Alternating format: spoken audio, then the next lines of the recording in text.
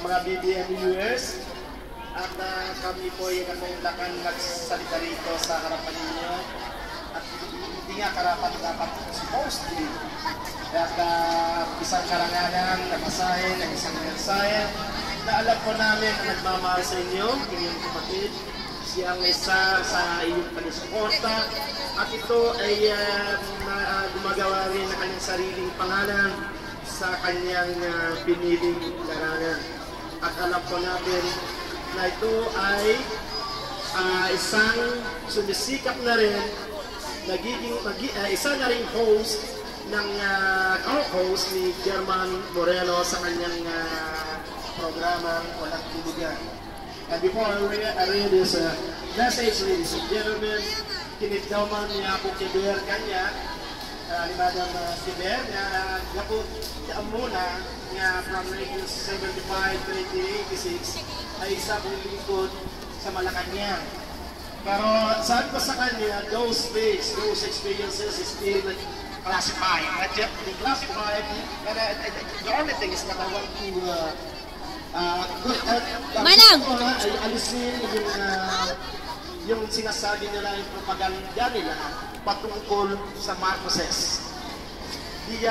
President Marcos, our president, is still for us, our president Ferdinand Marcos, ay tinagurian nilang a tyrant or the peer dictator. Yun ang tinatuguri nila sa Manila na kaming mga taga-Ilocos Norte are blind loyalists. That's why we are very thankful as PMM viewers. Na supposed to be we are the one to live. But then, maganda ngayon, pagkaalam nga nila kami blind loyalists, na sinasabi pa nga sa elementary as na eskwela, yung daw itinuturo, yung binabaliktad daw ng history. Pero ang katotohanan po, hindi po blind loyalist ang Ilocos Norte dahil siya tinanggap namin sa puso namin na ama ng ating bayan, kaisa, one of us in Ilocos Norte. At masasabi ko, karamihan sa inyo siguro ay pinanganak ng 1970s. So hindi masyadong kilala o masyadong hindi nakita kung ano talaga ba ang personalidad ni Ako Makoy. Ngayon, nung kikitaan niyo, tinesang na pamangkin niya, ganyan i-profile niya, nasa nga sikat na artista ba, di mo siguro amo, kanaka niya, Ako Barba, Paulo de Diones, kikitaan niyo, personalidad na, takbir na, kasya, takbir na, Apo, hindi kaubing na. Hindi iso ng congressman kailan, ketsak, hindi, kesa, wala siguro ada ang elementary. So, nung kikitaan tayo, peer dictator, kunada, tyrant, kunada. Kung kita politika sa Pilipinas, there are lots of political warlords in the Philippines. From Mindanao, even Ilocos Sur, the Crisolobos, and the so-called political warlords. Pero Marcos, awan kinakita na warlords na talaga, he is protected by the people of Ilocos Norte. They are very much loved by the people of Ilocos Norte. Pati na masapulan, iti mangbambantay katakwada nga paspasyarda. Iso sa nga kabubutan, iso na nagdi Ilocos Norte. That's why I want to dispute those tyranny instinct or yung sinasabing may tyrannic instinct that even supposed to be. Itong mga anak nila makikiptaan din ng gano'n. Pero nakikita na natin, nakadalang political pedigree, sinasabi ko yung gano'n. Dahil kahit sila mismo, sila Ivy, sila Bongbong, si Ivy, makita nyo lang siguro kung gaano ka-normal ang buhay nilang maglalakad, silang tatlo nagkakaiyawan, hindi sila yung pinakatakutan. Kumbaga, siguro sa Isabel, ganun din. Nung meron mga warlords doon, magkita mo yung kanilang bodyguards, ay maaring mahitakutan ka na. But then, sila po, ni Bongbong daw nung bumalik, daw pero better magtanda. Nung magkakampanya daw, nag-house to house, niyayakap ng mga tatanda at umiiyak sila. Dahil nakikita nila yung anak nilang nawala na kay Bongbong. Kaya mahal na mahal nila si Bongbong. Ganon din ang turing namin na taga-Ilocos Norte, we are not blind loyalists. Na sinasabi nga, nung nasa Manila, kundi inakap namin na bilang isa sa amin talaga. Kalahin namin, parang kamag-anak namin, ama namin, uncle namin, kapatid namin, sabi ng magtanda, anak namin yan, sabi ng magtanda. So, they are not became a leader, it's because they have the power to fear. Pero, isuda ka adala kay karisma nga di siguro kay kung kunada manulaen nga makita mo kadagiti nga leader. Kunada masiguro manuntupay lang nga taon man yan at yan turungwar nga leader nga kasjay na karisma na intelligente na.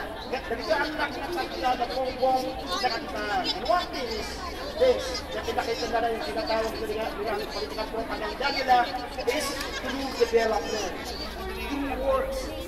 Hindi yung kaya naman sila siguro gumawa ng mga propaganda, labanan ang administrasyon.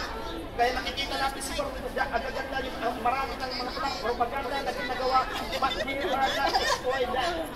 Maaaring kaya din nilang mag-unog ng tawag bayaran at mag-aksla. Pangkas sa Maynila, siguro magagawa nila ngayon. Meron silang leadership, meron silang tauhan, pero hindi na ginagawa. Anong ginawa nila? Pinaganda ng Ilocos Norte na walang anomalya. Nagkaroon ng windmills, a clean source of energy, and still a very clean financing. Awan di punos makita ng anomalya. Nagbayang ating Macterdelia is a source of nag-umpisa niya yung tinagpuan ng tourism Ilocos Norte. It was developed for the tourism Ilocos Norte. Kaya sa malapit na doon na beaches, ginawa na yung parang nabura kayong tulor. So ang pinapakita nila is not that they are in power through means na yung dance, goods, and gold. Pero pinakita nila through the development, tayo silang ginawa, pinaganda ng Ilocos Norte, na yung mga ngayon, yung ibang lugar, nakikita nila, true governance is. Experience what is true governance. Nakita nila, naramdaman nila, pumunta ka ng Ilocos, napakalinis, napakatahimik ng tao. So, hindi mo nasasabi ni our Brian Loyalist, mahal na mahal namin ang itong Bongbong Marcos, and thank you that you are united for this pagmamahal namin sa kanya. Kita ulit ang propaganda. Isunod ang makaskas na anak eh. Because one time, meron akong declassified na one time, dahil kasi gustong-gustong palagi sa labas, operation palagi. Pero hindi naman ako nagkamali ano ako, punishment, ang punishment yung may stay ka sa opisina.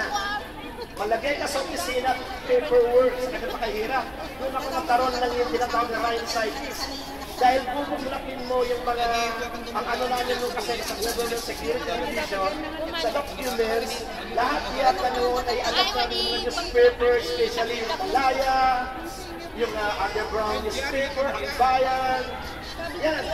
Through between the lines, binabasa mo yun at titignan mo kung ano nga talaga yung o ang kanilang purpose, ang kanilang black propaganda. Tama ba o hindi? Tama, pero pinabaliktad nila sa dinadamihan nila. Kaya nakikita ko, hindi ganun ang Marcos. Yun ay yung nalabanan ng ibang propaganda nung araw. Ng black propaganda na yung narusong-isong-is Marcos na. Iyo, ay tinatanggap ko yun doon. Tinutulak-lak ko yun. Tinitignan namin kung anong klaseng pel-pel-pel ang ginagamit. Yan. Yun yung nagawa ko yung trabaho na yun. I-ano ko na lang. The source of this special pen is like this, maybe source of pen na ganito, nagana assessment, maybe even this yung penmanship nito ay very same sa penmanship ng previous propaganda nila. Kaya ganun yun. So, ang masasabi ko, ang kanilang propaganda ngayon is, tignan nyo ang Ilocos Norte. Yun ang kanilang propaganda. That's their propaganda. And, tingnan nyo ang kanilang pananalita, their interviews. No revenge. Reconciliation palagi. Tingnan nyo nung binagyong Ilocos Norte, pumunta sila Rojas, si Amy parang tuwan-tuwa pa na pinanggap sila. Meaning, even yung Yolanda sa Leyte, siguro hindi maiwasan na magkaroon ng politics doon. Pero pumunta doon ng mga Marcoses, tumulong, hindi sila nagsalita na yan pang ginawa niya. Hindi lang nila maiwasan siguro may sasabihin, yan tinatanong. Pero sa kanilang pananalita, walang ganong sama ng loob sa nangyayari because alam nila kung paano talaga mag-govern. Sila pinapakita nila kung paano ang tamang pagpapalatan ng gobyerno. At ngayon po, basahin ko na po ang message ni Mr. Jolo F. Romualdez, apo ni Ginang unang ginang po natin, pamangkin ni Sir Master Bongbong. Tawag namin nun sa kanya Master Bongbong. Kaya yung magpapakit na babae, Miss. Kaya tawag na Master Bong. Yung mga babae nun, Miss Irene. Ganun lang kami pag nasign kami sa kanya or whatever. So, pasahin ko ang message to DMM viewers in Hong Kong. May I begin with wishing you a happy anniversary. BBM United Hong Kong Chapter first year anniversary. Really, it's obvious that James, knowing this, you can be proud of yourself. Also, it's you among all people that understand the need for progress. With your hard work and patience amidst the dangers and loneliness away from your loved ones, you strive forward to reach your dream. The same hard work needs extended for the creation of your association, the BMNU Hong Kong. This is for the purpose of advancing the dream of national progress for our beloved country. May you have more fruitful years to come, and thank you for your endless support, and thank our beloved Senator Ferdinand Bongbong Marcos. God bless. Wishing you the best, Jolo F. Romualdez. Thank you. Thank you very much, Sir Elmer Sacro, for the nice message. Dahil lahat tayo ay gustong manguna,